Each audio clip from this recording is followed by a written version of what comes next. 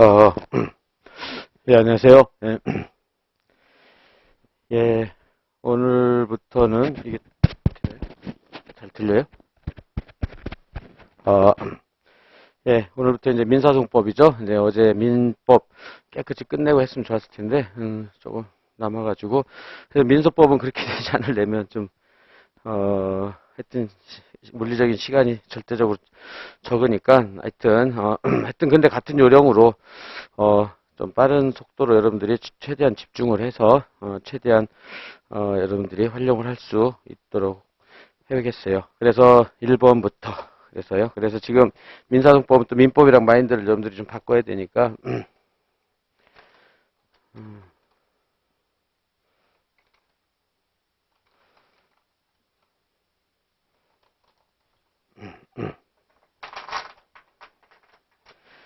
예, 민사소송은 맨 처음에 소장 제출부터 소장 심사하고 송달하고 소송 요건을 심사하고 그죠? 그다음에 변론 들어가고 그다음에 변론을 종결하고 그다음에 판결을 선고하고 여기에 따라서 패소한 자는 상소를 제기하고 그 다음에 청구의 복수, 다수 당사자. 이렇게 돼 있죠. 그죠? 이렇게. 이게 전체 저기죠. 그 다음에 소송 요건 파트에서는, 법원에 대한 거, 당사자에 대한 거, 청구에 대한 거, 이렇게 돼 있죠. 그죠? 그래서 법원은 재판권, 관할권 있고, 예. 그래서, 이렇게 돼가지고, 이제 당사자는 확정을 하고, 그 다음에 자격을 검토해야 되고, 확정 당사자 자격, 그 다음에 대리가 나오고요. 그죠? 그 다음에 청구에서는, 청구로서의 특정이 되고, 특정된 청구로서 재판을 받을 자격. 똑같이 돼 있죠. 이게 자격이 이제 소의 이익이고.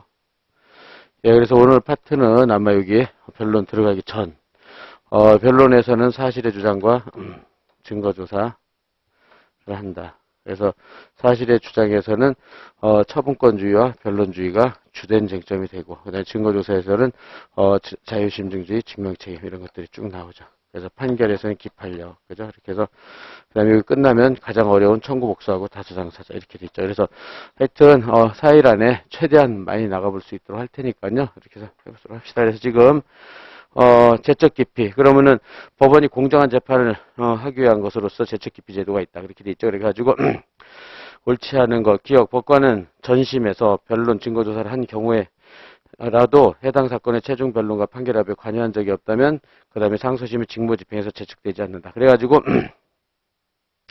이건 41조 5호죠. 그런 전심 재판 관여. 그래서 전심은 저기 직접 간접 하급심이고 그다음에 전심 재판은 본안 재판 관여를 해야 되고 그다음에 관여는 거기서 본 대로 최종 변론과 판결 합의 정도는 관여를 해야 돼요. 그래서 단순한 그 변론과 증거조사 관여한 거는 전심 관여가 아니다. 그래서 제척되지 않죠. 그죠? 그다음에 니은 재심 대상 재판에 관여한 법건이 당해 재심 사건 재판에 관여했다면 민사소송법 4호 1조랑 2호 소정의 법상 재판에 관여하지 못할 법건이 관여인 때에 해당된다고 보질 않죠. 왜냐면 항상 이건 기억해 두세요.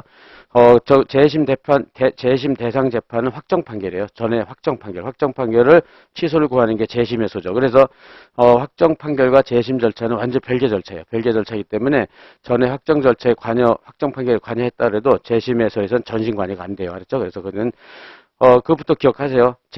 대상 재판이 확정 판결과 재심의 재심 심판은 완전 별개 절차다. 그런 게 많이 나오거든요, 이제. 그러니까 별개 절차니까 관여가 안 되죠. 그 다음에 디귿.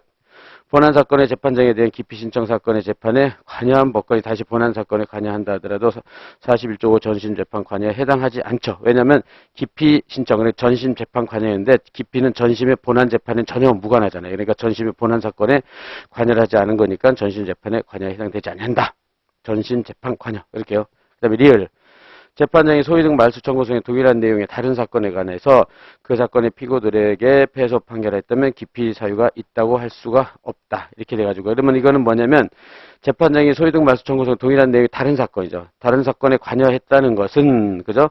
그거는 거기 기피 사유는 공정한 재판을 기대하기 어려운 객관적 사정. 누가 봐도 객관적 사정인데 이런 것들은 주관적 의혹에 불과한 거예요. 주관적 의혹. 비슷한 다른 사건에 관여했기 때문에 자기한테 불공정한 재판을 하겠구나. 그래서 주관적 의혹. 그렇죠? 이거는 기피 사유가 안 돼요. 객관적 사정만 기피 사유가 된다. 그 다음에 미음, 당사자가 법관을 기피할 이유가 있다는 것을 알면서도 본안에 관하여 변론을 할 때는 그 법관의 기피 신청을 할 수 없다. 그렇게 해가지고, 그거는 이제 여러분들 미음본, 그거는 해설 보고 체크해보세요. 이건 조문에서, 거기, 요거는 좀 여러분들이 체크를 할 수 있도록. 그래서 뭐냐면 43주행 이렇게 지엽적인 것까지 나올까 했는데 하여튼 여러분들 조문을 확인해 두세요. 그래가지고, 기피는 기피원이 있으면 이거 지체 없이 해야 된다. 그래서 지체 없이 하지 않으면 이익권 포기상실처럼 이익권 포기사실처럼 하자가 치유돼요. 그래서 거기 43조 2항 하나 체크해놓고 이 점이 직권조사, 제척은 직권조사상이다. 그 정도 차이점만 하나 가볍게 보세요. 이렇게까지 나올 거는 좀 그렇지만 하여튼 조문 확인한다. 알았죠? 이렇게 하고 그 다음에 다시 앞으로 가서 2번 이것도 유명한 사례죠. 이건 사례로 나올 가능성도 많다고 그랬어요. 갑이 종중을에 대해서 08년 6월에 소위등 청구 소송을 제기하 소송 진행 중 갑은 08년 6월 9일 법원 재판부 구성원 전부 ABCD에서 AB 기피 신청을 했다. 그래서 08년 6월 기피 신청. 그러나 법원은 이에 대해서 2018년 6월 각하 결정을 하고 기피 각하 결정을 했죠. 그 다음에 6월 26일 날 고지가 확정되었다. 한편 제1심 법원은 6월 10일 날 제1차 변론기를 지정했으나 가불이 출석하지 아니하였고 쌍부항 불출석. 이때 법원이 다시 6월 24일 2차 변론기를 지정했으나 다시 갑과 을은 출석하지 않았다. 2차 쌍불이죠. 그랬다. 그 다음에 그 후 2008년 7월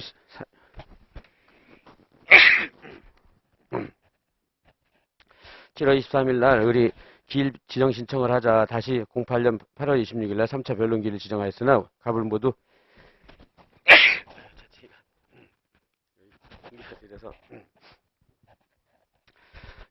그래서 세 번째 해서 세 번째까지 쌍방 불출석이 되었죠. 이에 1심 법원은 갑의 소를 08년 8월 26일 소치와 간주로 종료되었다고 판단했다. 이 판단이 적법한가? 이렇게 문제가 되죠. 그러면은 거기서 기피 신청을 한 거는 거기서 본 대로 6월 9일이고 그 다음에 이에 대해서 기피 각하 결정이 확정된 것은 거기 26일이죠. 근데 그 전에 6월 10일 날 1차 변론기일, 6월 24일 2차 변론기일 쌍불이 됐어요. 2회 쌍불.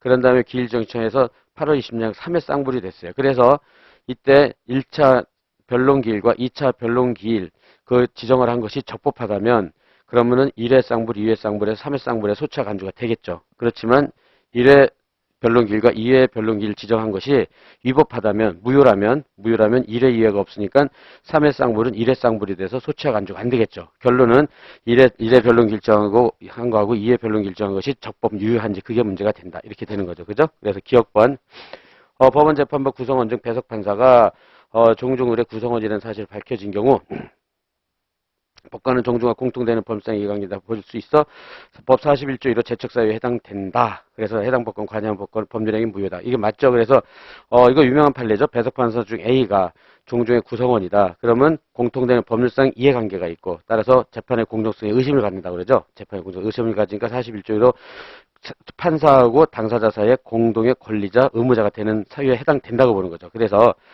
이 법관이 관여한 거는 41조 1호를 위반한 거고 그 다음에 이건 강행 규정이기 때문에 무효예요. 알았죠? 그거 잘 기억하고 그 다음에 니은 기억의 경우 이를 강간 판결은 무효이며 이렇게 돼. 무효인 판결은요. 여러분들 뭐 민사소송법에서 많이 했겠지만 제망적게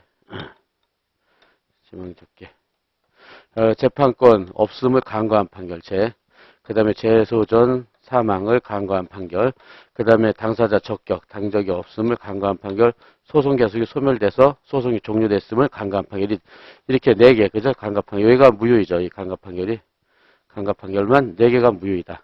처음엔 거의 이거 4개밖에 이외에 안 나오니까 그죠? 그래서 강구 판결에서는 판례에서는 확정형 상소 확정 후 재심을 다 안 받아주죠. 다 부적법 각하해버리죠. 부적법 각하 상소도 각하 재심도 부적법 각하 이렇게 그래서 여기에 해당되지 않으면 이 나머지는 유효하지만 취소할 수 있는 판결이 돼서 확정형 상소나 재심으로 구제를 받을 수 있다고 하죠. 그죠? 나머지 이외에 위법한 판결은 유효 취소다 이렇게. 그래서 이 정도 가지고는 무효가 아니에요. 그죠? 그래서 거기서 틀렸고 디귿 갑이 주장한 기피 사유에 해당 재판부와 과거 소위 등 청구와 동일한 내용의 다른 사건에서 피고를 사건 피고자의 패소 판결을 했다는 경우 이런 거는 통상인의 판단, 법관과 사건과 관계에서 편파적, 불공정한 재판을 하지 않을까 염려를 일으킬 객관적 사정이 아니라 그 위에 리을번이랑 같은 거예요. 이건 주관적 의혹에 불과한 거예요. 주관적 의혹에 불과하다. 틀렸고. 그 다음에 리얼, 기피 신청에 있어서 법 48조에 따라 본원소송 절차를 정지하여야 함에도 불구하고 48조 단서에 의한 종국 판결, 긴급 요하는 행위, 그리고 41조, 45조이랑 기피당한 법관 수준은 간이각하를 할 수 있으므로 사안에서 법관이 2008년 6월 19일 각하 결정을 한 것은 적법한 것이고 그 후 3회 불출석으로 인한 소치와 간주 효과가 유효하게 발생한다가 아니죠. 그래서 48조 본문에 의하면 기피신청 본안소송 절차를 정지를 해야 돼요. 다만 3개, 종국판결, 긴급행위, 간이각하해야 되는데 위에 그런 사유가 없는 거야, 하나도. 그죠? 그래서 종국판결도 아니고 긴급행위도 아니고 간이각하도 아니에요. 그러니까는 정지했어야 돼요. 정지했어야 됨에도 불구하고 정지하지 않고 1회 변론기를 진행하고 2회 변론기 진행한 것은 무효고 부적법한 거예요. 알았죠? 부적법 무효. 따라서 3회 불출석으로 인한 소치와 간주 효과가 발생 안 해요, 이거는. 이거 여러분 처음 공부할 때 많이 했죠. 그죠? 그렇게 된다. 그래서 미음, 만약 사안에서 48조 단서 예외 사유가 없음에도 소송 절차 중단되지 않고 소송이 진행되어 쌍방 불출소의 효과가 발생하여 종국판결 선고까지 된 경우라도 그 후 갑이 기피 신청 각하 결정이 확정되었다면 그러면 이때 기피 각하 결정이 확정됐을 때 하자가 치유되느냐 이거예요. 1회 변론기를 지정한 것은 부적법 무효인데 기피 각하 결정, 불공정한 재판 우려가 없다 해서 기피 각하 결정이 확정되었다면 48조를 위반하여 쌍방불출의 소치와 간주 효과를 발생시킨 이전의 소송의 하자는 치유된다. 그런데 판례는 치유를 부정했죠. 왜냐하면 이렇게 기피 각하 결정에서 하자가 치유되려면 기피 신청한 당사자가 충분히 소송 수행을 했어야 돼요. 근데 그걸 안 하고 쌍방 불출석을 했잖아요. 그러니까 소송 수행권 보호를 해서 하자 치유를 부정하는 게 판례 입장이다. 그래서 요 유명한 판례니까 여러분들이 사례도 기억해놓고 준비해놓고 알았죠? 예, 이 난방의 기운이. 예, 3번부터 합시다. 그러면은,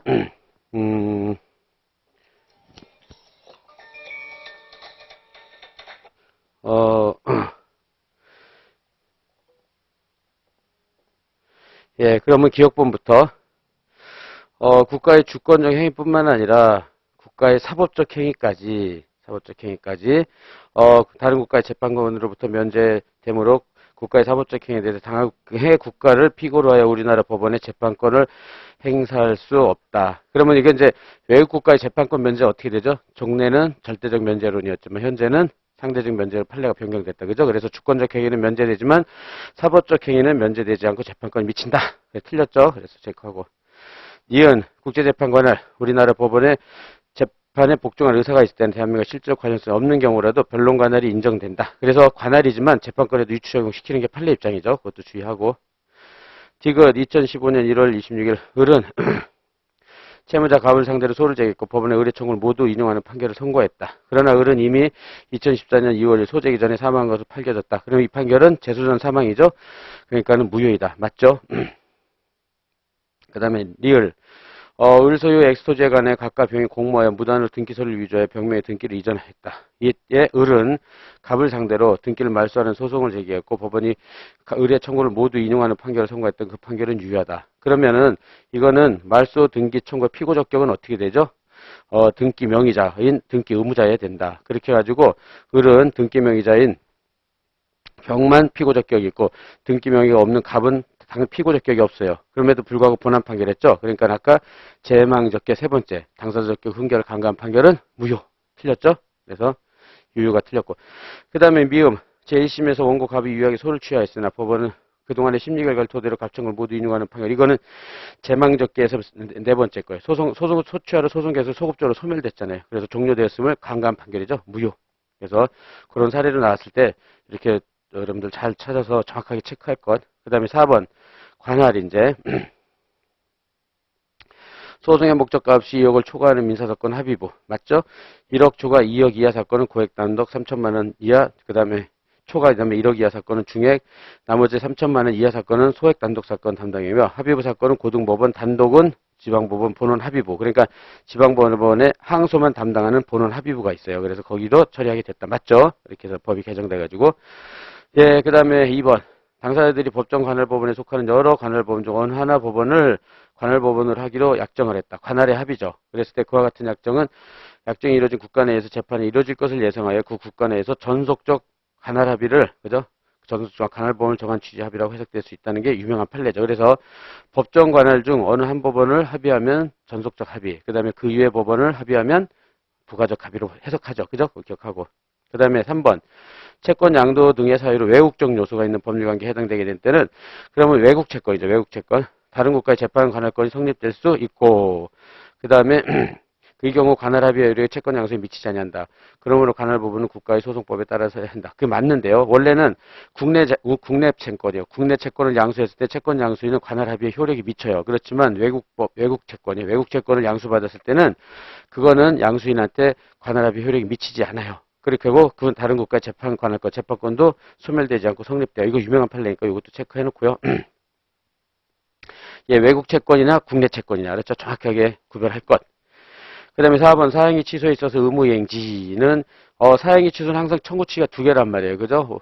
그래서 저기 피고와 수익자 사이에 수익자 채무자 사이에 법률행위 취소한다 하고 그 다음에 말소하라 이렇게 두 가지가 있어요. 그랬을 때 사행위 취소의 의무이행지는 그 다음에 취소 대상인 법률행위 의무이행지가 아니라 취소로 인해 형성되는 법률관계, 즉 말소등기지죠. 의무이행지며 말소등기 청구와 같이 부동산 등기에 협조할 의무이행지는 등기제 특별재판적 21조에 규정된 등기소 소재지라고 한다. 이게 판례 정확한 입장이죠. 그리고 하나 더 보완하면 등기와 하는 소는 의무이행지의 원고 주소지에 의하지 않고 오직 등기소 소재지만 의한다는 거 정확히 기억해 놓을 거다 그랬죠. 그래서 사행위 취소 정확하게 그 사례로 나올 가능성 많아요. 4번은.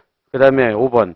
일본국의 주소를 둔 재외동포 갑이 일본국의 주소를 둔 재외동포를 상대로 대여금 채무의 변제를 구하는 소를 대한민국 법원에 제기한 소에서 달리 당사자는 분쟁이 된 사안이 법정진 대한민국과 어떤 실질적 관련이 있다고 볼 만한 근거가 찾기 어려운 경우 피고 제1심법원 국제재판관의 존보에 대해서 관할 위반에 항변하지 아니한 채 본안변론만 했더라도 민사동법 30조에 규정된 변론 관할을 인정할 수 없어. 틀렸어요. 아까 금방 했었죠. 저기 재판권이지만 관할에 관한 변론 관할 규정을 유추 적용으로 인정하는 게 판례예요. 알았죠? 이렇게 딱 준비해놓는다. 그 다음 5번. 요거 2016년 법 개정된 거요. 요게 나올 가능성이 많으니까 정확히 해놓을 수 있도록 한다. 그래서 인천에 거주하는 갑이 청주에 거주하는 의뢰상대로 특허권 등을 제외한 제외한 지적재산권의 침해에 대한 손해배상 청구에 소를 제기하는 경우 갑은 인천법원에 소를 제기할 수 있다. 이렇게 돼가지고 갑이 인천 청주다. 그래서 지적재산권을 특허 법조문 보면 5개 있죠. 특허권 등 5개 제외한 지제에 관한 소란 말이에요. 그러면 이제 여러분 거기 토지 관할은 보특 관경 이렇게 4개 사례 풀이고도 짜놓고 그래서 보통 재판적은 피고 주소지라죠. 피고 주소지. 그러니까는 어디냐면 청주. 그죠? 그 다음에 특별 재판적인데 여기서는 지적 침해지가 안 나왔으니까 8조 원고 주소지 인천 요거는 2조 3조죠. 2조 3조 특별 피고 주소지 청주 8조 인천.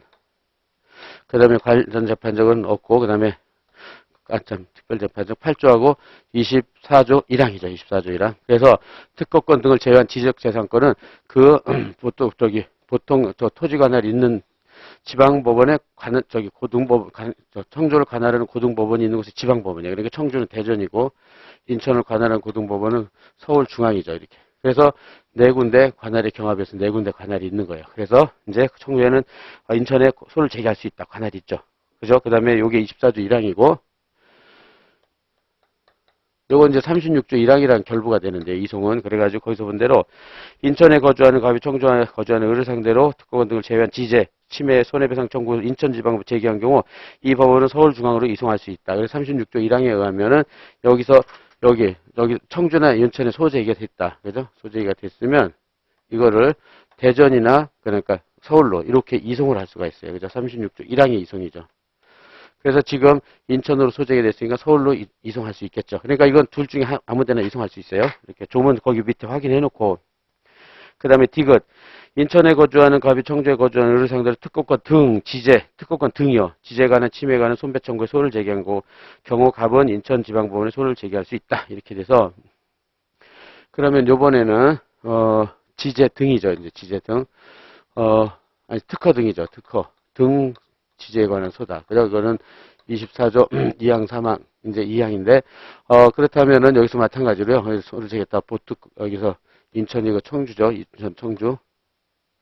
그래서 보특 관경 해가지고 보통재판적 피고 주소지 청주고 특별재판적은 8주에서 원고 주소지 인천이고 24조 2항에 의해서 청주를 관할하는 고등법원 대전, 인천을 관할하는 고등법원 서울중앙에 전속관할로 봐요. 이걸 특허 등은 전속관할로 봐요. 전속관할.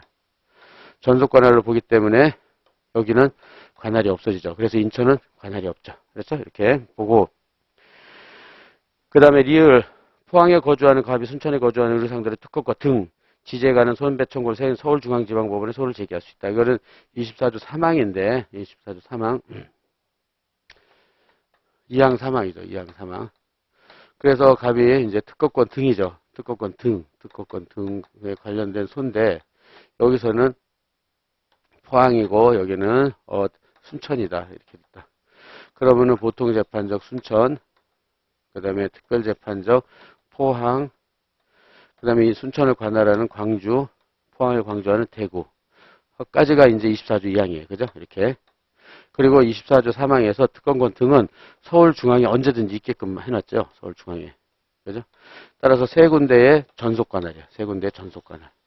이렇게 해서 이거 확실하게 해놓고 이거 나올 가능성이 많으니까. 그래서 서울중앙에 제기할 수 있다. 맞죠? 24조 3항. 그 다음에 미음.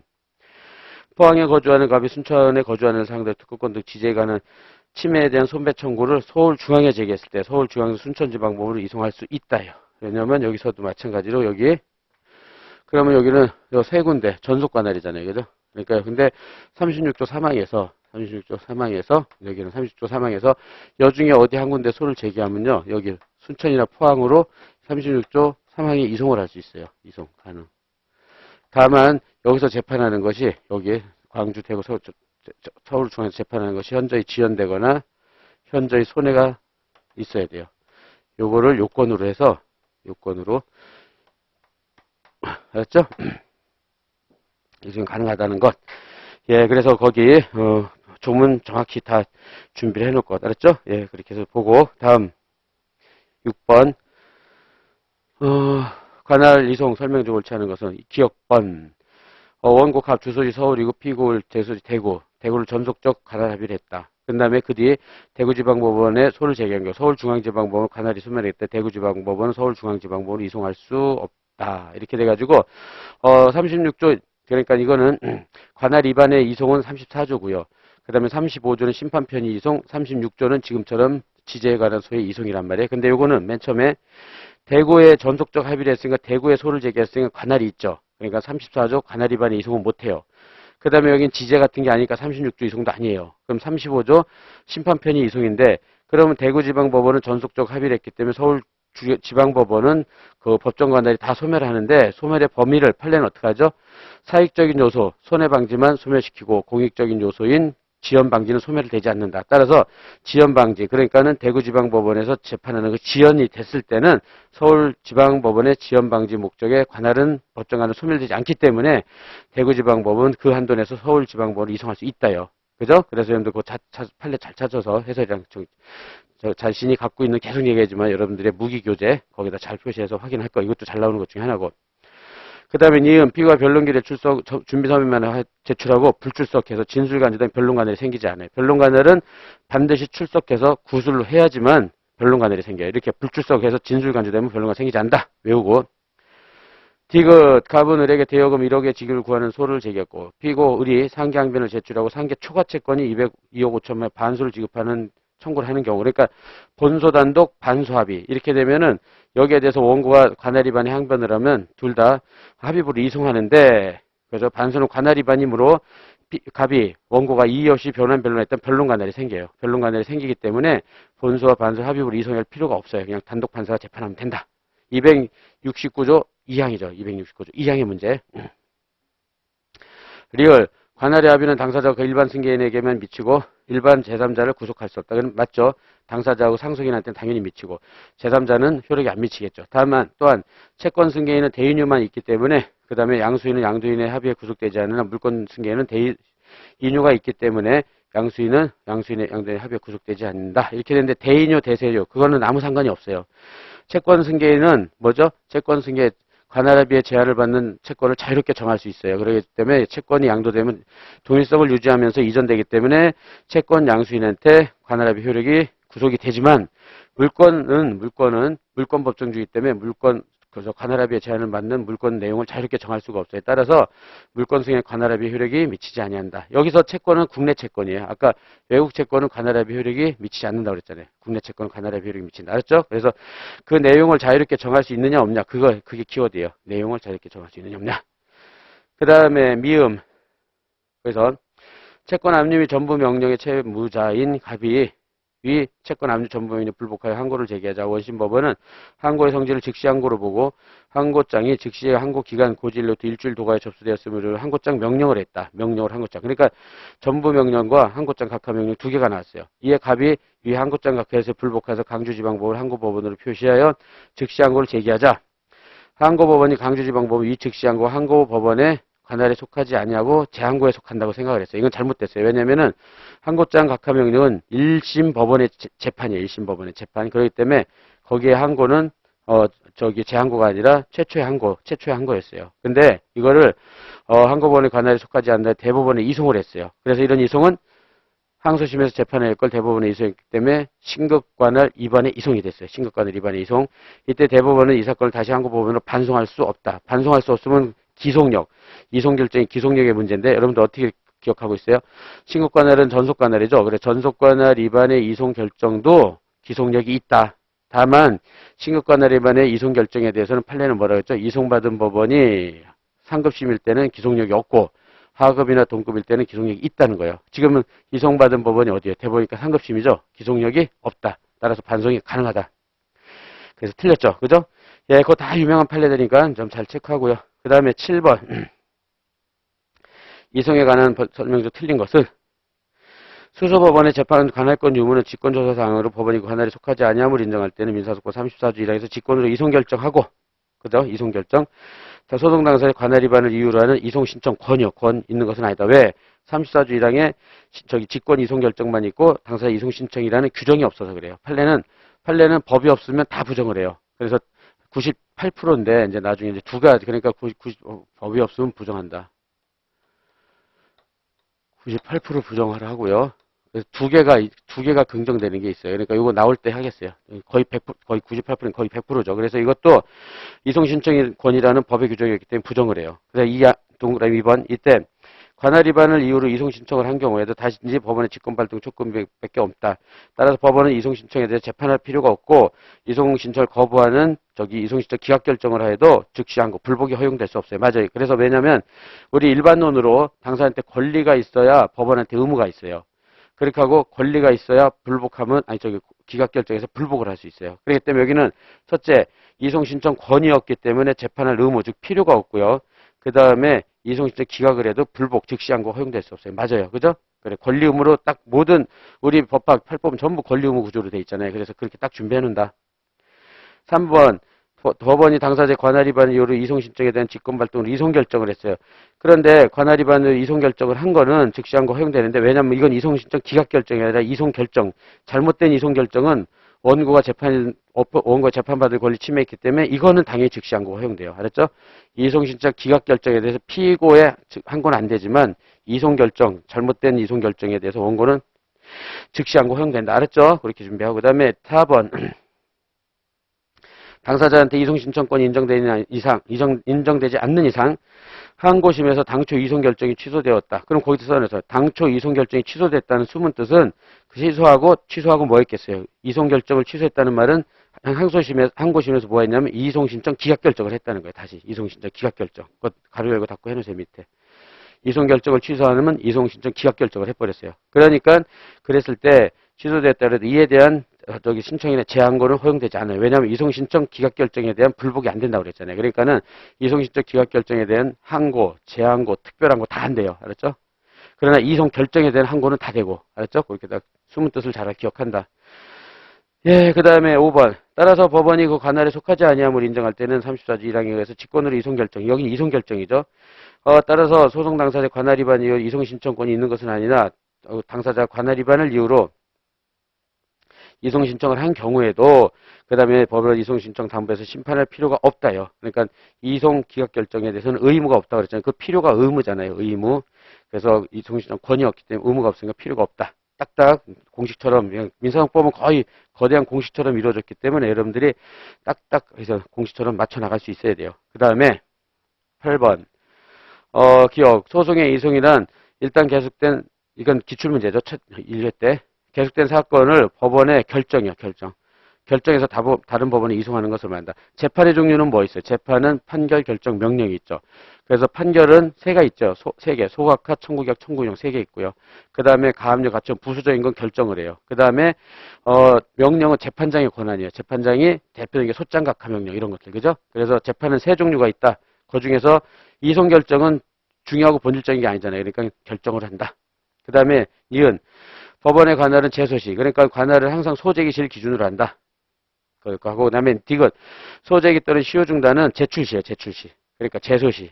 그러니까 다 그렇죠. 소장 제출시, 응소는 답변서 제출시, 가압류는 가압류 신청서 제출시. 이렇게 알았죠? 제출시. 그 다음에 리을, 항소는 항소장을 1심, 원심법원 제출주의예요. 그래서 항소장은 1심, 상고장은 2심 법원에 제출하면 돼요. 그 다음에 거의 16년 변호사 점, 관할 및 이송에 관한 설명. 기억 1번. 당사자 관할 위반으로 이송 신청을 한 경우 단지 직권 발동 촉구 불가하고, 이건 아까 했죠? 이송 재판은 필요 없다. 의무가 없다 그랬어요.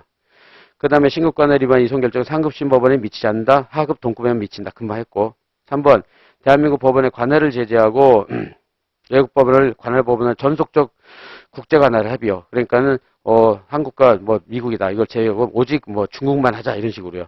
전속적 관할 합의가 현저히 불공정하고 공소양수에 반하는 법률에 해당되는 경우는 무효예요. 그래서 전속적 관할 합의, 그거는 뭐 거기에 해설 나온 것처럼 네 가지 요건이 있어요. 우리나라에 전속되지 않고, 그 다음에 그 외국 국가의 국제재판 관할이 있어야 되고, 그 다음에 합리적 관련성이 있어야 되고, 불공정하지 않아야 될 거. 이렇게 내가 네 가지가 있는데, 그거는 좀 여러분 눈도장 찍어 놓으세요. 예, 그 정도로 하고, 그 다음에 4번. 관할의 원인이 동시에 본안의 내용과 관련이 있을 때는 법원은 원고가 주장하는 청구 원인 사실 기초로 관할권 유무를 판단할 것이지 본안 심리 후 관할 유무를 결정할 것은 아니다. 그래서 그렇게 해가지고 그렇게 해가지고요. 그러면 원래는 관할은 소송 요건이잖아요. 여기처럼 소송 요건들은 먼저 심사를 한단 말이에요. 이게. 그래서 먼저 심사를 해서 이게 존부가 확실해야지 본안. 여기 여기서부터 본안이죠. 여기서부터 본안. 여기는 본안 전이고, 그죠? 본안 전. 본안 전은 소의 적법 여부만 심사한단 말이에요. 소송 요건. 근데 본안에 들어가면 원고의 청구권 존부를 여기서부터 그 변론 들어가는 것은 원고의 청구권 존부를 심사한단 말이에요. 청구권 존부 이렇게 심사를 하는 것이다. 그렇게 해가지고 관할도 먼저 확실하게 해놓고 본안으로 가는데 본안이랑 관련됐을 때는 본안 심리를 해가지고 그죠? 거기서 본 대로 청구 원인 사실 기초로 해서 관할권 유무를 판단한다. 이렇게 해서 그래서 4번에서 여러분들이 거기서 이제 거기 뒤에 해설 보고 그 판례를 좀 정확하게 숙지를 해놓으세요. 그 다음에 5번. 부동산 양수인이 저당권 설정된 부동산 소유권을 취득한 특정 승계에 해당됐을 때 저당권 설정자의 근저당 사이에 이루어진 관할 합의는 부동산 양수인. 그러니까 이거는 물권 양수인. 물권 양수인은 뭐라고 했죠? 물권 법정주의 때문에 물권의 내용을 자유롭게 정할 수가 없어요. 바꿀 수가 없어요. 그래서 구속력이 없다. 그래서 관할 합의 효력이 안 미친다요. 됐죠? 그 다음에 10번. 소송 목적의 옳지 않은 것. 제소 당시 소액사건 집합법 적용 대상인 소액사건이 그 후 병합 심리됐다. 변론의 병합이에요. 변론의 병합. 그때 소송 목적값 합산액이 지금은 3천만 원인데 요때 출제됐을 당시에는 2천만 원이었어요. 소액사건이. 지금은 3천만 원. 그냥 3천원으로 바꿉시다. 그냥. 지금 맞춰서. 3천만 원을 초과하는 경우 소액사건에 해당되지 아니한다. 그래서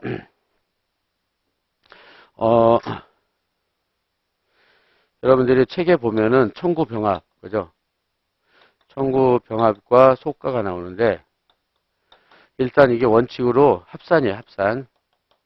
그래서 건물 1억에다가 건물 1억, 대여금 5억이다. 그럼 두 개 합산하면은 6억이다. 이런 식으로. 그런데 이건 단순병합이고 단순병합. 다만 예외적으로 흡수가 되는 경우가 있다. 흡수. 이건 책에 다 있는 거죠. 그래서 저기 흡수해서 중복 청구하고 그다음에 목적 수단 그다음에 부대 청구하고 그다음에 주된 청구 이렇게. 그다음에 네 번째 변론의 병합. 변론의 병합. 네, 요거는 이제 거의 중복 청구 쪽으로 들어가면 되는데 따라서 선택적 병합, 단순 병합이 아니라 선병, 예병, 그다음에 대상 청구, 또 변론의 병합, 여기 합시다. 변론의 병합. 이렇게. 여기는 다 흡수의 법률로 가요. 흡수의 법률. 그래서 다액으로 흡수돼요. 여기도 목적 수단인데 목적은 대표적인 토지 인도와 수단은 건물 철거인데 이것도 다액으로 흡수돼요. 다액으로 흡수. 그 다음에 부수적 급부는 주된 청구에 흡수되고 이런 식으로. 알았죠? 이렇게 돼가지고 이렇게 외워놓을 것. 알았죠? 그렇게 해서 준비한다. 그래가지고 여기서는 변론의 병합이잖아요. 이거는 그죠? 소액사건. 그러니까 이거는 흡수가 되기 때문에 2천만 원이면 그냥 2천만 원이에요. 그래가지고 저기 합산해서 4천만 원 이렇게 하질 않아요. 알았죠? 그래서 중복 청구 쪽으로 들어서 이해를 해놓을 것, 암기해 놓을 것. 그 다음에 2번 법원조직법의 소송 목적 값에 따라 관할을 정하는 경우 그 값은 서로서 주장하는 이익 기준. 이건 뭐 조문 그대로. 그 다음에 2번 특정 부동산에 설정된 저당권 말소를 구하는 소는 소송 목적 값은 이릉 피담보 채권에 의할 것이나 근저당권에 설정된 당해 부동산의 가격이 피담보 채권 적을 때는 부동산 가격에 의한다고. 이거는 법조문에 있어요. 규칙, 인지 규칙에 관한 법이 있기 때문에 그냥 그대로 이건 외워야 돼요. 이렇게 하고 1번이 틀렸기 때문에 이런 바로 그렇게 해서 보고 그 다음에 4번 해고 무효 확인 청구, 해고 무효물 전제로 임금 지급. 이건 대상 청구예요. 대상 청구는 그러니까 대하에겐 소송 목적값이 있지만 붙이면 된다. 이게 이제 대상 청구. 아니 대상 청구라기보다는 예, 이제 저 관련적 병합인데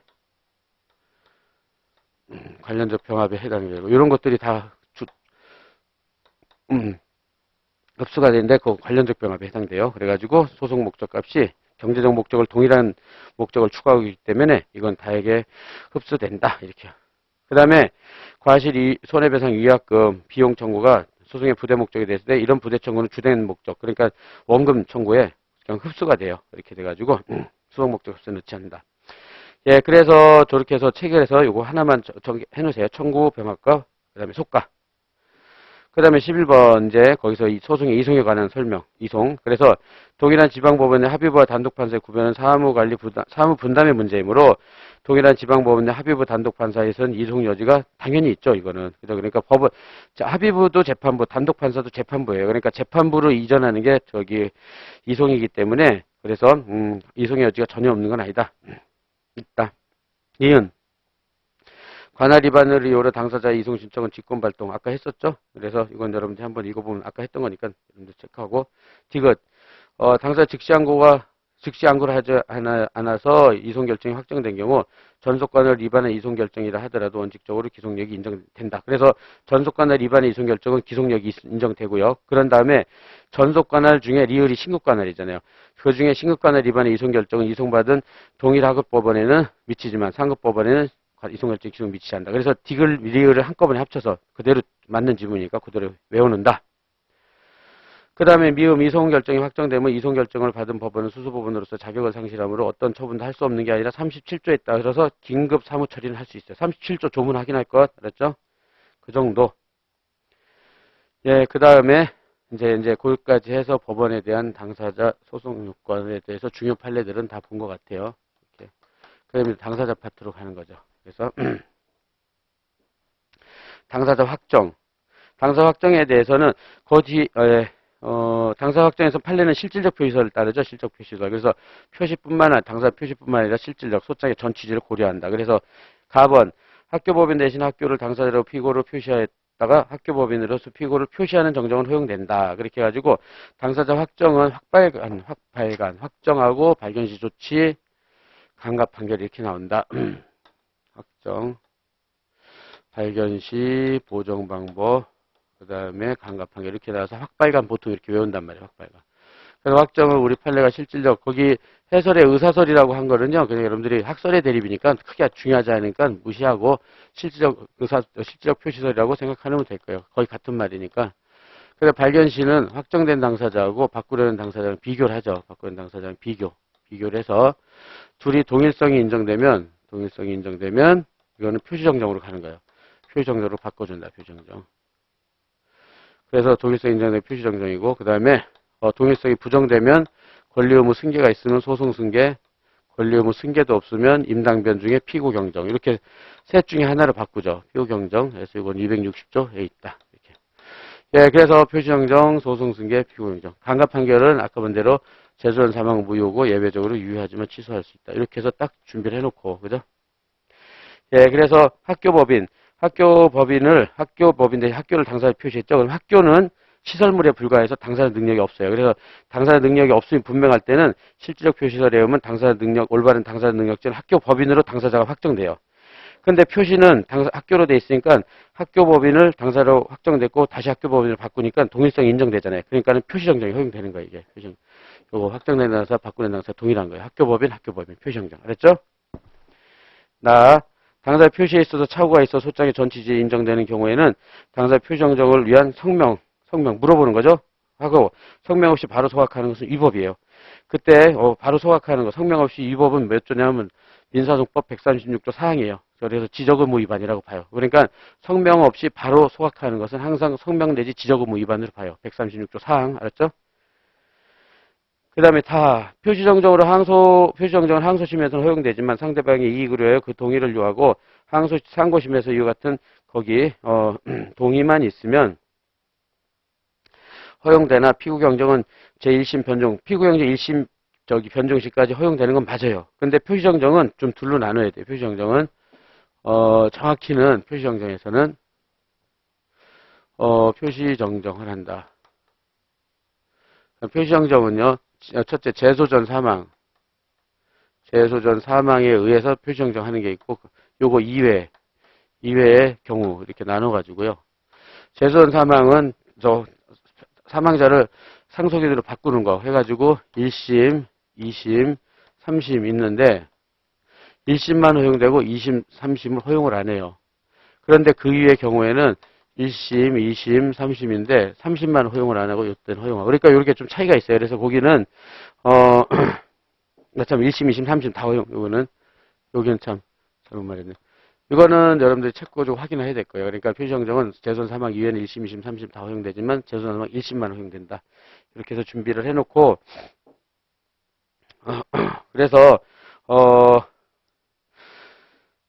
그래서 표시정정은 항소심에서 인정, 상고심에서는 이 같은 동의만 있다고 허용. 그러니까 이거는 재소전 사망 이외의 경우로 생각하면 돼요. 1심, 2심, 3심. 그래서 약간 이제 거기 특정을 해야 되는데 예, 그 재소전 사망 이외의 경우 이렇게 살짝 써놓으세요. 그 외의 경우는 항소심과 상고심에 다 허용된다. 그러나 피고인 1심 변정시까지 허용된다. 그래서 답원은 약간 그 문제가 있기 때문에 여러분들 수정을 약간 요해요. 알았죠? 지금 이렇게 바꿔놓고 예, 암기하면 되잖아요. 그죠? 이렇게 해서. 예, 그 다음에 라번 피고 표시정정 대상이 되는 것은 피고 표시정정 절차가 가진 거 피고 경정 표시정정에다 피고 경정 방법을 취했다 그래도 우리 판례는 뭐라고 그러냐면 당 피고 표시정정으로서의 법적 성리가 효과를 잃지 않는다. 그래서 무효행위 전환처럼 피고 경정 각하를 하는 게 아니라 그냥 표시정정으로 취급을 해버려요. 이거 중요 판례 라번 기억하고 그 다음에 마번 표시정정이고 당초 소재기 시 시효중단 기간 준수 효과가 생기나 피고 경정은 경정신청서 제출 시 시효중단 효과가 생긴다. 맞죠? 피고 경정 밑에다 구소 취하 신소재기를 해놓으세요. 피고 경정은 교환적 변경으로서 구소 취하 신소재기예요. 그래서 신소재기 시인 경정신청서 제출 시 시효중단의 효력이 생기지만 표시정정은 동일성이 인정되기 때문에 최초의 소재기 시 시효중단의 효과가 생긴다. 표시정정은 최초의 소재기 시. 예, 이렇게 해서 그렇게 준비해놓고 그 다음에 13번 당사자 사망 가번 재소전 사망자를 피고로 소재기 상태에서 선고된 제1심 판결 효력은 당연 무효다. 아까 그랬죠. 제망적게 재소전 사망을 강간 판결은 무효이다. 됐죠?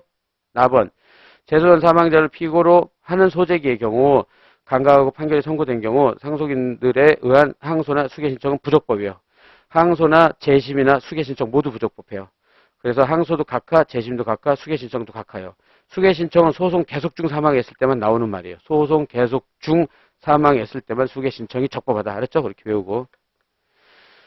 그 다음에 답은 소재기호 소장 부분이 송달되기 전이에요. 소장부분 송달 내모처럼 그때 소송 계속이 발생해요. 소송 계속. 소재기는 소장 제출하고 소장부분 송달, 소송 계속이 되기 전에 피고가 사망했을 때는 재소전 사망과 똑같이 처리해요. 그래서 이를 강간 판결에 대해서는 재소전 사망을 피고로 하는 경우가 달리가 아니라 똑같이 항소와 수개인적 부적법이에요. 그래서 라번도 소재기호 소장부분 송달되기 전에 피고가 사망을 했다. 소송계획 중 사망한 경우와 마찬가지로 소송 절차가 중단이 틀렸어요.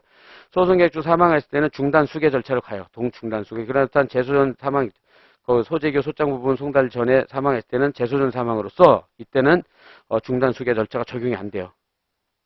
정확히 기억하고, 그 다음에 마하번 소재기호 소장 부분이 송달되기 전에 피고가 사망했다. 저기 이를 강간하고 판결에 대해서는 재소전 사망을 피고로 한 경우와 마찬가지로 이거는 무효예요. 무효이기 때문에 상속인들에 대한 재심에서는 부적법 각하를 당한다. 그렇죠? 이렇게 돼서 보고. 예, 그래서 이제 여러분들이 그래서 하나, 둘, 셋, 넷 이렇게요. 여기 이제 소장 제출, 여기 소장 송달. 이때부터 소송 계속이죠. 소송 계속. 이 발생한다. 이때가 변론이 종결. 이렇게 있어요. 그래서 여기서 1단계에서 사망한 경우, 그 다음에 2단계에서 사망한 경우, 그 다음에 3단계에서 사망한 경우, 그 다음에 4단계에서 사망한 경우. 이렇게 있죠. 그래서 여기는 똑같이 취급해요. 판례가. 저기처럼 요게 그대로 들어가요. 그래서 여기는 확발간이 확정 실적 표시를 해서 상속인이다. 발견 시 표시 정정이다. 강간 판결은 무효다. 여기 그대로 들어가고 여기는 소송 계속 중 사망이죠. 소송 계속 중 사망으로서 나중에 보겠지만 당중수판으로 가요. 당연승계 긍정설, 그 다음에 중단 수계, 강간 판결은 유효하지만 취소할 수 있는 것으로 가죠. 그 다음에 요거는 변종 218조 1항의 기판령 문제, 변종 뒤승계인이 들어가요. 변종 뒤승계. 이런 식으로 해서 딱 준비를 해놔야 돼요. 알았죠? 이렇게 선명하게 1단계, 2단계, 3단계. 이거는 동일하다. 그래서 확발단으로 간다. 알았죠? 이렇게 해서 딱 준비해놓고 그래서 머릿속에 딱 이렇게 자리 잡아 있어야 되고 14번 당사자 확정에서 옳은 것은 그 다음에 갑은 을을 피고로 해 소를 제기했으나 을은 이미 재소전 사망, 상속에서 병이 있는 경우 병으로 확정된다. 그래서 거기 여러분들이 계속 얘기하지만 거기서 그렇게 해가지고 거기 다음 페이지 갑은 해설에서요. 의사설이라는 설, 실적 표시설이라는 입장, 병용이라는 설이 대립되고 있어요. 그런데 지금의 다수설은 실질적 표시설이니까 실적 표시설로 네모 쳐놓으세요. 그렇게 해가지고 알았죠? 그래서 예, 그리고 학설은 뭐, 여러분들 꼭 굳이 안 써도 되니까, 우리가 선택형이나 사례. 그 다음에, 나번, 다시 앞으로 와서, 갑을병정 공유자들이다. 무는 갑을병 휘구로 표시해 공유물 분할 청구에 소를 제기했다. 공유물 분할 청구의 소는 고유 필수적 공동수예요. 고필공. 그러니까는 당사자 전원이 당사자가 돼야 돼요. 그래서 한 명이라도 누락되면 당사자 적격 흥결로 부적법 각할당해요. 그래서 소를 제기했는데 을은 재소전 이미 사망했을 때 을에 대한 소 제기는 적법. 을에 대한 소는 왜 부적법하죠? 재소전 사망이니까 당사자 능력이 없어요. 그리고 전체 소송도 부적법이에요. 전체 소송은 당사자 적격이 없어서. 한 사람이 빠졌잖아요. 죽어가지고. 그죠? 알았죠? 죽은 사람 당능, 그 다음에 전체 소송 당적. 알았죠? 딱 외우고. 그 다음에 4번. 갑이 을의 사망 사실을 알았음에도 을을 피고로 해 소를 제기한. 이때도 상속의 표시정정 허용되죠. 알던 모르던 표시정정은 허용된다. 라번. 갑은 을을 피고로 표시하여 소를 제기했으나 을은 이미 재소전 사망, 제1상속인으로서 병이 있고 병이 상속 포기했다. 그럼 누구 당사자죠? 제2순위 상속이 된 경우 정으로 확정된다. 맞죠? 실질적 표시설. 그 다음에 마번, 을은 재소전 사망한 상태였고 1상속인으로서 1순위 상속 병이 있는데 갑은 1순위 상속 병을 피고로 표시하여 소를 제기했으나 병이 상속 포기를 하여 2순위 상속이 정이 상속이 된 경우 이때도 마찬가지로 정이 당사자로 확정이 돼요. 상속 포기한 자는 실질적으로 상속인이 아니잖아요. 그죠? 그래가지고. 예, 그것도 많이 사례도 나오고 하니까 체크하고, 그 다음에 20년 변호사 시험. 당사자 사망 옳지 않은 거. 1번. 이 소제기 당시 이미 사망한 사실을 모르고 원과 사망자를 피고로 표시해 소를 제기하고, 실적 피고가 사망자 상속인이고, 맞죠? 다만, 표시 잘못이 있는 거 지나지 않다고 인정되면, 상고심에서도 사망자의 상소로서, 피고 표시 정정을 할 수 있다. 이게 틀렸어요. 아까 말한 대로, 지웠구나. 사망했을 때는, 재소전 사망할 때는 1심만 표정정을 허용하고 2심, 3심은 인정을 안 해요. 알았죠? 틀렸어요. 상고심에서는 안 된다. 그럼 뭐 끝났죠. 그 다음에 2번. 갑이 소송 대리인에게 소송 위임을 하고, 그 다음에 소재기 전에 사망을 하였다. 이때 소송 대리인이 갑이 사망한 것을 모르고, 모르고 갑을 원고로 표시해 소를 제기했다면, 그 소재기는 적법하고 시효 중단 등 소재 효력은 상속인들에게 귀속된다. 이렇게 돼가지고, 요거는요, 여기서 확발간으로 가는 거는, 여기서 확발간, 확정되고, 발견하고, 강간 판결을 이렇게 해서 나오는 것은 이제 동일하다. 요건데, 여기서 이제, 재소전, 그러니까 소장 제출 전에, 소장 제출 전에 뭐냐면, 갑이, 소송 대리인 X를 선임해요. 선임하고, 갑이 사망해요. 갑이 재소전 사망. 재소전 사망을 하고, 근데 소송 대리인 변호사가 갑의 명의로 소를 제기해요. 갑 명의로 소제기. 이럴 때도 재소전 사망이잖아요. 이게 소장 제출이 전이라고 하고. 그래서 이렇게 해서 다섯 번째라고 합시다. 이렇게. 다섯 번째. 그죠? 이거는 특이하게 소송대를 선임하고 죽은 거예요. 선임하고 죽었다. 선임하고 재소전 사망. 그럼 소재기는 이거는 적법해요. 이건 적법. 이거는 재소전 사망은 당사 능력이 없어 부적법하잖아요. 이거는 적법하고 어디로 가냐면 여기 3단계랑 똑같이 취급해요. 3단계로서 계속 중 사망으로 취급해요. 소송 계속 중 사망으로 취급한다는 거. 그래서 이게 최근 판례로서 이게 또 이렇게 주의하라고 그랬는데 그대로 나왔죠. 그죠? 예, 그래서 1단계, 2단계는 같이 취급하고 3단계, 5단계가 같이 취급해요. 3단계, 5단계가. 그죠? 그래서 요거하고 요거랑 같이. 얘네 둘은 같이. 얘는 변종딜 하나. 결국은 3개 있는 거죠. 3개 차원이. 그죠? 이렇게 준비해 놓는다. 그 다음에 3번. 신청 당시 이미 사망한 자를 채무자로 한 가처분 금지 결정은 무효예요. 이것도. 재소전 사망 무효. 이때 가처분 등기에 맞춰진 경우 채무자의 상속인은 가처분 등기를 말소하기 위해서 이 결정에서 이의 신청을 할 수 있어요. 그죠? 그러니까 무효이니까. 그 다음에 있으나 부동산 소유권 이전 등기 청구권 보존을 위한 가처분의 본안 소송에서 승소한 채권자가 확정 판결에 의해서 소위 등을 마쳤다. 그죠? 그랬을 때는 특별한 사정이 없는 그 결정에 이의 신청을 할 수 없다는 게 판례예요. 그래가지고 거기서 차이점은 재소전 사망한 당사 처분금지 가처분 바로 인용 결정한 거. 이건 무효니까는 이의 신청을 할 수 있지만 거기에 부동산 소유 등 청구권 보존을 위해서 가처분 본안 소송에서 승소한 채권자가 확정 판결에 소유 등했을 때는 특별한 사정 상속인은 이의 신청을 할 수 없다는 거. 그 판례 뒤에 잘 표시해놓고 여러분들이 보충할 것. 그 다음에 4번. 소송 계획 중 어느 당사자 일방 사망의 소송 절차 중단을 가한가하고 변론이 종결돼 제1심 판결이 선고된 경우 당연 무효가 아니고 항소의 대상이 된다. 그러니까 소송 계획 중 사망을 했을 때는 유효하지만 취소할 수 있는 판결이 돼요. 그래서 확정형 상소 확정 후 재심. 알았죠?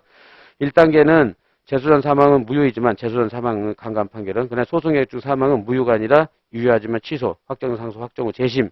그래서 무권 대리 흠으로 취급한다. 그래서 그것도 많이 나오니까 뒤에 또 아주 많이 나오니까 그때가 다시 하기로 하고 5번 신청 당시 이미 사망한 자를 채무자로 한 처분금지 가처분 당연 무효이다. 그 이런 상속인한테 미치지 않는다. 그러니까 3번하고 5번은 같은 차원의 판례죠. 그죠? 예, 재소전 사망 해서 했고요. 그 다음에 기출문제 중에 2019년 당사 표시정정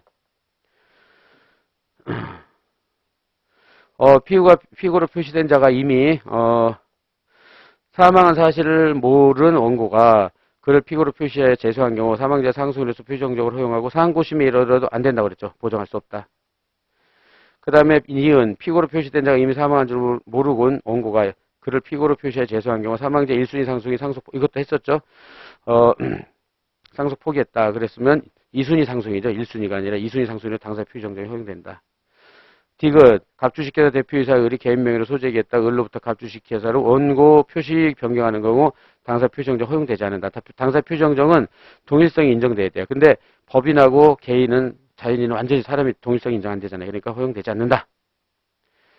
그 다음에 리을 소장의 당사 표시가 착오로 잘못 기재 이와 같이 잘못 기재된 당사를 표시한 본안 판결이 선고되어 확정되었다면 확정 판결의 효력은 그러니까는 착오로 잘못 표시 그 유명한 박종선 판례죠. 박종선 판례 그죠? 소장은 박종의라고 표시됐는데 진짜는 박종선이었어요. 그래서 박종의로 잘못 표시됐을 때 박종의 명의로 강간 판결이 났다 하더라도 확정 판결의 효력은 잘못 기재된 당사 동일성 인정되는 박종선에게 적법하게 확정되고 유효하다고 보죠. 그래서 박종선 판례도 그냥 확발간을 하면 돼. 확정은 박종선, 발견시 표시정정이고, 강갑판결 유효하고. 그랬죠? 그 다음에 17번. 다음 당사자 성명보행에 대한 설명 옳고 그런 거. 그 다음에 1번. 갑의를 상대로 소위 등 소를 제기하였고, 병이 마치 자기가 을인 양 수령하여 법원에 출석하여 을의 패소 판결이 선고되고 된 경우 병이 무권대리 행위를 한 것이면 그 판결의 효력은 을에게 미치지 않는다. 이거는 틀렸죠. 그러니까 이거는 가짜 병이 을이라고 거짓말 쳤죠. 이래서 이런 걸 가장 성명모욕이라고 그래요. 가짜가 성명모욕했다. 그래서 가장 성명모욕. 그래서 병이 을인 양 소송 수행했으니까 무권대리 맞죠. 그런데 무권대리 행위로 인해서 무권대리로 인한 법률행위는 본인한테 효력이 안 미치죠. 근데 무권대리인이 받은 판결은 유효하지만 취소할 수 있는 거예요. 유효하지만 취소. 그래서 을한테 효력이 미쳐요. 유효하지만 취소. 그래서 을은 확정료 상소 확정 후 재심으로 취소시켜야 돼요. 그렇지 않으면 판결이 미친다. 요거 틀리기 좋으니까 여러분들이 쉬우니까 준비 잘해낸다. 무권대리라서 무조건 본인한테 효력이 미치는 게 아니라 무권대리 강간 판결은 유효하지만 취소할 수 있는 거예요. 그러니까 미친다 일단. 4번 가항의 경우 판결이 확정되기 을은 갑을 상대로 별소 제기를 해서 권리구제를 받을 수 없다요. 왜냐면 판결 확정나면 무조건 기판력 생각하세요. 기판력 미쳐가지고 안 돼요. 4번 이 가항에서 법원이 법정에서 병이 을에 모욕한 것을 알았다면 병을 을로 피고 경정 신청을 받아야 재판을 진행하게 된다. 틀렸어요. 왜냐면 이때는 갑이 을에게 제대로 진짜 을을 상대로 소를 제기했기 때문에 소장에 잘못이 없어요. 그러니까 소장을 저기처럼 뭐 표시정제나 피고인제 고치는 게 아니에요. 일단 어떻게 한다고 그랬죠? 병을 내쫓고 배제하고 을을 다시 소환하면 된다. 그게 배제하고 다시 소환. 라번 갑은 을을 상대로 매매대금 지급 청구에 소를 제기했는데 실제로는 매수한 자는 병이었으나 병은 자신의 명의로 내세우는 꺼려해서 을명의 성명모욕했다. 여기는 병이 진짜고 을이 가짜예요. 을이 가짜. 그래서 이때 실제 매수인 병임으로 피고는 병으로 확정되는데 틀렸어요. 이 실질적 표시설에 소장에 오직 을만 나타나 있기 때문에 병이 안 나타나잖아요. 병이 거짓말 쳤으니까. 그 실질적 표시설에 따르면 을로 확정이 되는 거예요. 그냥. 그렇죠? 그래서 실제 매수인이 아니라 실질적 표시설에 따라서 소장의 전치를 보고 했을 때 을로 확정된다는 거. 그것도 주의하고요. 마번 갑이 을로 피고로 하여 소를 제기하면서 소장에 을의 주소를 병의 주소로 기재하고 병 주소로 판결 정보는 송달한 것을 병으로 하여금 을명의로 모용하여 수령하게 했다. 이런 것은 허위 주소 송달이고 송달 과정에서 피고 모용이라고 그래요. 이때 송달은 무효예요. 허위 주소 송달 무효. 무효이기 때문에 상소기간 진행 안 되니까 확정이 안 돼요. 송달 무효, 상소기간 진행 안 되고 확정이 안 돼요. 확정이 안 되니까 재심을 할 수 없어요. 언제든지 항소 제기를 할 수밖에 없어요. 그렇죠? 송달 무효, 상소기간 진행 안 된다, 확정 안 된다, 재심에서는 제기 못 한다. 예, 그렇게 하고 그다음에 예, 그럼 여기까지 하고요. 이제 18번부터 10분 쉬고 이런 식으로 또 진행을 하도록 합시다.